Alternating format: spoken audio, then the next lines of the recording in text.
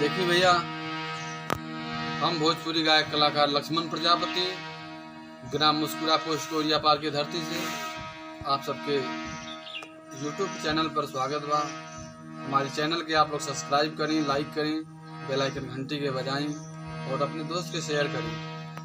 ये रियाज के टाइम बा, एगो गीत प्रस्तुत कर रहा बानी। यदि आपके अच्छा लगे तो लाइक सब्सक्राइब जरूर करें चैनल के। आपका प्यार दुलार आशीर्वाद हमके मिले। आप लोगों के चरण में आप लोगों के कोटि कोटि प्रणाम बा। दर्शक ही भगवान होला। एगो गायक कलाकार के लिए प्रस्तुत कर रहल बानी आप लोगों के बीच में एक छोटी सी गीत कि गजब गजब के लोग बजग में, स्वार्थ भइल समाज हो। दुख में कहाँ बा केहू संगतिया, ई दुनिया में आज हो। हित परित हिताई मिताई जात छोड़ देला। हित परित हिताई मिताई जात छोड़ देला। जब समय होला कमजोर जब समय होला कमजोर तो हर केहू साथ छोड़ देला। जब समय होला कमजोर तो हर केहू साथ छोड़ देला। बनला के 10 गो साथी, बिगड़ला के केहू ना। आपन बनैबा कैसे केहू तोहार होई ना। ओ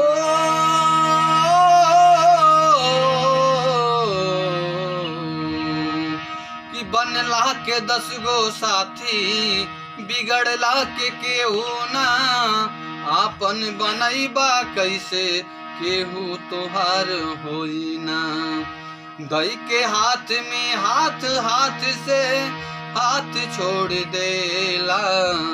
दई के हाथ में हाथ, हाथ से हाथ छोड़ देला।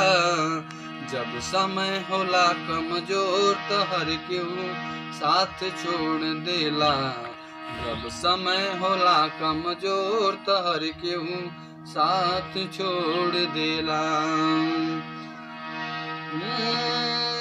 अखिया से लोर झरे नाही पोछवैया, केहू ना सहैया होला सितम के समैया। अखिया से लोर झरे नाही पोछवैया, केहू ना सहैया होला सितम के समैया। ओ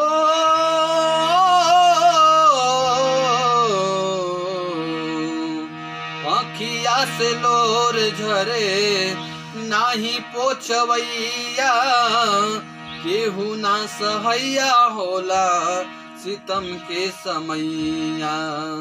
धर्म करम रीति और रिश्ता नात छोड़ देला। धर्म करम रीति और रिश्ता नात छोड़ देला।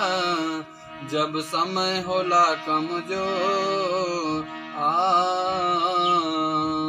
जब समय होला कमजोर तो हर केहू साथ छोड़ देला।